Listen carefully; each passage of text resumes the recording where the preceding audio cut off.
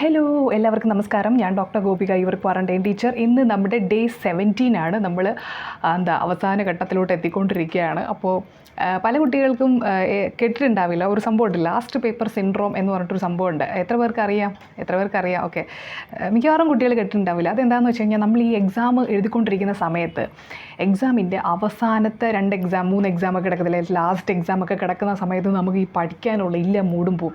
അതായത് നമ്മൾ ഈ ടാർഗറ്റ് നമ്മളിങ്ങനെ എത്തിക്കൊണ്ടിരിക്കുമ്പോഴത്തേനും അവസാന ഘട്ടത്തിലെത്തുമ്പോഴത്തേനും പറ്റുന്നില്ല, എത്ര പുഷ് ചെയ്തിട്ടും പറ്റുന്നില്ല, അങ്ങനെ ഒരു തോന്നൽ വരും. സോ അതിനെയാണ് നമ്മൾ ലാസ്റ്റ് പേപ്പർ സിൻഡ്രോം എന്ന് പറയുന്നത്. മെഡിക്കൽ കോളേജിൽ അല്ലെങ്കിൽ നമ്മുടെ മെഡിക്കോസ് സ്റ്റുഡൻസ് ലൈഫിൽ ഏറ്റവും കൂടുതൽ പറയുന്ന ഒരു വാക്കാണിത്, ലാസ്റ്റ് പേപ്പർ സിൻഡ്രോം ആണ് എന്ന് പറയുന്നത്. നമുക്ക് ഈ എക്സാം നമുക്കൊക്കെ സാധാരണ ഉണ്ടാവുന്നതാണ്.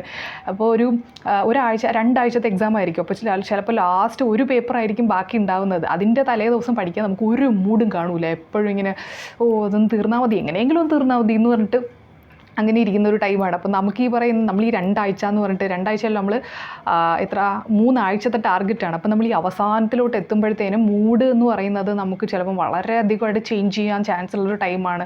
നമുക്ക് പറ്റൂല, നമുക്ക് മുന്നിലോട്ട് പോകാൻ ഒട്ടും പറ്റത്തില്ല, അങ്ങനെ ചിലപ്പോൾ നമുക്ക് ഫീൽ ചെയ്യാൻ ചാൻസ് ഉള്ളൊരു ടൈമാണ്. പക്ഷേ സ്റ്റോപ്പ് ചെയ്യാതിരിക്കുക. കാരണം എപ്പോഴും നിങ്ങളുടെ ബോഡി, എപ്പോഴും നിങ്ങളുടെ സബ് കോൺഷ്യസ് മൈൻഡ് നിങ്ങൾ ഏതാണോ ടാർഗറ്റ് ചെയ്യുന്നത് ചിലപ്പോൾ അതിലോട്ട് വരെ എത്തിപ്പിക്കാൻ വേണ്ടി വെയിറ്റ് ചെയ്ത് നിൽക്കത്തില്ല. അപ്പം നമ്മുടെ സബ് കോൺഷ്യസ് മൈൻഡ് നമ്മളുടെ അടുത്ത് പറയും, മതി, നമുക്ക് കുറച്ച് റെസ്റ്റ് എടുക്കാം. പക്ഷെ അത് കേൾക്കരുത്. നിങ്ങളുടെ ടാർഗറ്റ് എന്ന് പറയുന്ന അല്ലെങ്കിൽ നിങ്ങളുടെ ഗോൾ എന്ന് പറയുന്നത് ആരുടെ മുന്നിലും ആര് പറഞ്ഞാലും അവരുടെ മുന്നിൽ തല കുനിക്കാത്ത, അല്ലെങ്കിൽ അവരുടെ മുമ്പിൽ അടിയറവ് പറയാത്ത അത്രയും സ്ട്രോങ് ആയിരിക്കണം.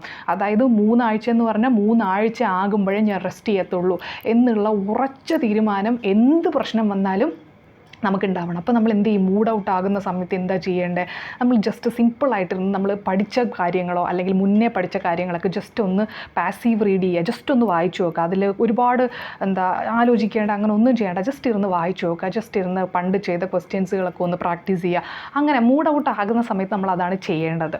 പിന്നെ ലാസ്റ്റ് ടൈം ഒരു ക്വസ്റ്റ്യൻ്റെ കാര്യം പറഞ്ഞിട്ടുണ്ടായിരുന്നല്ലോ, അതിൽ ഞാൻ പറഞ്ഞിട്ടുണ്ടായിരുന്ന ഒരു സ്റ്റേറ്റ്മെൻറ്റ് ഉണ്ട്, mitosis is only restricted to the diploid cells എന്ന് പറഞ്ഞിട്ട്. അത് ഫാൾസ് സ്റ്റേറ്റ്മെൻ്റ് ആയിരുന്നു.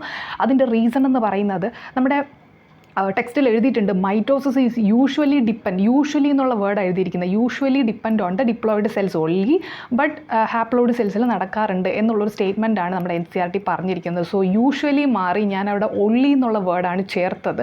അതുകൊണ്ടാണ് നിങ്ങൾക്ക് അത് പലരും തെറ്റാക്കും എന്നാണ് ഞാൻ വിചാരിച്ചത്. പക്ഷേ ഞാൻ വിചാരിച്ച തെറ്റിപ്പോയി. ഒരുപാട് സ്റ്റുഡൻസ് അത് ഫോൾസ് ആണെന്ന് ഓൾറെഡി പറഞ്ഞിട്ടുണ്ട്. എനിക്ക് വലിയ സന്തോഷമായി. കാരണം അവർ ആ വേർഡിനെ തന്നെ അത്രയും മനസ്സിലാക്കി അവർ ചെയ്തിട്ടുണ്ടെന്നാണ് അതിൻ്റെ ഒരു മീനിങ് എന്ന് പറയുന്നത്. സോ എനിക്ക് ഭയങ്കര ഹാപ്പി ആയിട്ടുണ്ട്. പക്ഷേ എങ്കിലും ഞാൻ അതിൻ്റെ ഒരു വിവരണമായിട്ട് പറഞ്ഞതാണ് കേട്ടോ, അത് ഇതാണെന്നുള്ളത്. അപ്പോൾ നമ്മുടെ റിവിഷൻ കോഴ്സിൽ ജോയിൻ ചെയ്യാത്തവരായിട്ട് ഇപ്പോൾ ആരെങ്കിലും ഒക്കെ ഉണ്ടോ? എനിക്ക് തോന്നില്ല. കാണുന്നവരൊക്കെ ജോയിൻ ചെയ്തിട്ടുണ്ടെന്ന് തോന്നുന്നു.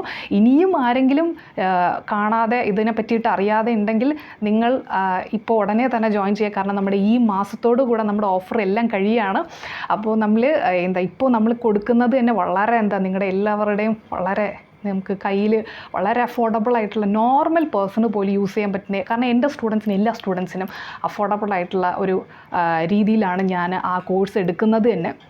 അപ്പോൾ ആ കോഴ്സ് നിങ്ങൾ എടുക്കുകയാണെങ്കിൽ നിങ്ങൾക്ക് ഞാനിപ്പോൾ റിവിഷൻ 24ൻ്റെ പുതിയത് എടുക്കുന്നുണ്ട്. അതിൽ നിങ്ങൾക്ക് ഫ്രീ ആക്സസ് ആണ്. അവസാനം അറിഞ്ഞില്ല കേട്ടില്ല ഒന്നും പറയരുത്, കാരണം ഞാൻ അത്രയും ഇത് ഒരുപാട് നാളായിട്ട് ഞാൻ പറയാൻ തുടങ്ങിയതാണ്.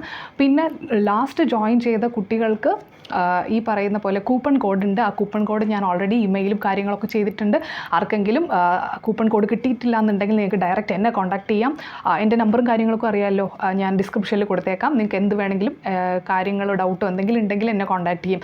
എന്താണ് എൻ്റെ റിവിഷൻ കോഴ്സ് എന്നുള്ളത് ഞാൻ പറയേണ്ട ആവശ്യമില്ലല്ലോ. നമ്മുടെ ബയോളജി ബേസിസിൽ NCERT യൂസ് ചെയ്തിട്ട് നമ്മൾ ലൈൻ ബൈ ലൈൻ നമ്മൾ എടുക്കുന്നില്ല. അതിലെ പ്രീവിയസ് ഇയർ ക്വസ്റ്റ്യൻ ബേസിസിൽ നിങ്ങൾക്ക് ചെറിയ രീതിയിൽ കൺസെപ്റ്റും കാര്യങ്ങളും ഒക്കെ ആയിട്ടാണ് കൊണ്ടുവന്നിരിക്കുന്നത്. പ്ലസ് ഇപ്പോഴത്തെ നമ്മുടെ പുതിയ ക്രാഷ് കോഴ്സ്, ലോഞ്ച് ചെയ്യാൻ പോകുന്ന ക്രാഷ് കോഴ്സിന് ഒരു പ്രത്യേകത എന്താ വെച്ചാൽ, നിങ്ങൾ മറക്കാൻ ചാൻസ് ഉള്ള എല്ലാ കാര്യത്തിൻ്റെയും നിമോണിക് കൂടെ ഇൻക്ലൂഡ് ചെയ്തിട്ടാണ് കൊണ്ടുവന്നിരിക്കുന്നത്. ലാസ്റ്റ് ടൈം നിമോണിക് ആഡ് ചെയ്തിട്ടുണ്ട്, പക്ഷേ എങ്കിലും ഇപ്പോൾ കുറച്ചുകൂടെ നിമോണിക്സുകളും കാര്യങ്ങളും ആഡ് ചെയ്തിരിക്കുന്നത്. സോ നിങ്ങൾക്ക് 340, ഞാനിപ്പോൾ പറയുന്ന 340 നിങ്ങൾക്ക് മേടിക്കാൻ പറ്റുമെന്നുള്ളതാണ് ഞാൻ പറയുന്നത്. നമ്മുടെ ഈ എക്സാം കഴിഞ്ഞൊക്കെ എൻ്റെ കോഴ്സിൽ ഞാൻ പറഞ്ഞിട്ടുണ്ടായിരുന്നത് 320ക്ക് മേലെ മേടിക്കാൻ പറ്റുമെന്നുള്ളതാണ്. ഒരുപാട് പേർക്ക് 320 മേലെ കിട്ടിയിട്ടുണ്ട്. നിങ്ങൾക്ക് നോക്കുമ്പോൾ, നിങ്ങൾക്ക് ചെക്ക് ചെയ്യുമ്പോൾ തന്നെ മനസ്സിലാവും. പക്ഷേ ഇപ്പോൾ ഞാൻ പറയുന്ന 340+ നിങ്ങൾക്ക് ഈ പുതിയ ക്രാഷ് കോഴ്സിലൂടെ വാങ്ങിക്കാൻ പറ്റുമെന്നുള്ളതാണ്. അത്രയും ഷുവറായിട്ടുള്ള കാര്യമാണ്. ഞാൻ തന്നെയാണ് ക്ലാസ് എടുക്കുന്നത്, വേറെ ആരുമില്ല. ഓക്കെ, അപ്പം നിങ്ങൾ ആരെങ്കിലും അത് ഇനിയും നിങ്ങൾ വൈകിപ്പിക്കുകയാണെങ്കിൽ വൈകിപ്പിക്കാതിരിക്കുക. ഞാൻ തന്നെ ഡയറക്റ്റ് വന്ന് നിങ്ങളടുത്ത് വന്നിട്ട് പറയുകയാണ്. ഓക്കെ, അപ്പോൾ ഇൻട്രസ്റ്റ് ആയിട്ടുള്ളവരാരെങ്കിലും ഉണ്ടെങ്കിൽ ഗൂഗിൾ പ്ലേ സ്റ്റോറിൽ കയറുക, your quarantine teacher app download ചെയ്യുക. അതിനകത്ത് നിങ്ങൾക്ക് നമ്മുടെ കോഴ്സ് കാണാൻ പറ്റും. നിങ്ങൾക്ക് ഒരു പേയ്മെൻറ്റും നടത്താതെ തന്നെ നിങ്ങൾക്ക് പ്രിവ്യൂ വീഡിയോസും ക്ലാസ്സുകളും ഒക്കെ നിങ്ങൾക്ക് അക്സസ് ചെയ്യാൻ പറ്റും.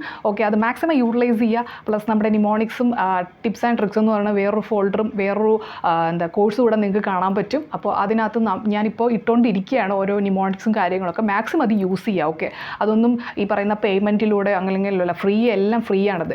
അപ്പോൾ നിങ്ങൾക്ക് എവിടെ നിന്ന് മാക്സിമം മിനിമം എമൗണ്ടിൽ മാക്സിമം നിങ്ങൾക്ക് ഇൻഫർമേഷൻസ് കിട്ടുന്നു, അത് നിങ്ങൾ യൂസ് ചെയ്യുക. അത് ജെന്യൂൻ ആണെന്നുണ്ടെങ്കിൽ അത് യൂസ് ചെയ്യുക. ഓക്കെ, അതാണ് എൻ്റെ ഒരു രീതി, തിങ്കിങ് ലെവൽ എന്ന് പറയുന്നത് അങ്ങനെയാണ്. അപ്പോൾ അതാണ് എനിക്ക് നിങ്ങളുടെ അടുത്തും പറയാനുള്ളത്. അപ്പോൾ നമ്മുടെ ഡെയിലി ചലഞ്ച് നടക്കട്ടെ. ഇന്നത്തെ എൻ്റെ ക്വസ്റ്റൻ എന്ന് പറയുന്നത് ടൈപ്പ് ഓഫ് ഈസ് ഡിവിഷൻ ആണ്. ടൈപ്പ് ഓഫ് ഈസ് ഡിവിഷൻ, അതിനുള്ള ഓരോ എക്സാമ്പിൾസുകളാണ്. പല കുട്ടികളും മറക്കുന്നൊരു കാര്യമാണ്. സോ നിങ്ങൾ ആരും ടെക്സ്റ്റ് ബുക്ക് നോക്കാതെ എനിക്ക് ഈ വീഡിയോയുടെ താഴെ കമൻറ്റ് ചെയ്യുക. Okay, so thank you so much for watching this video. By.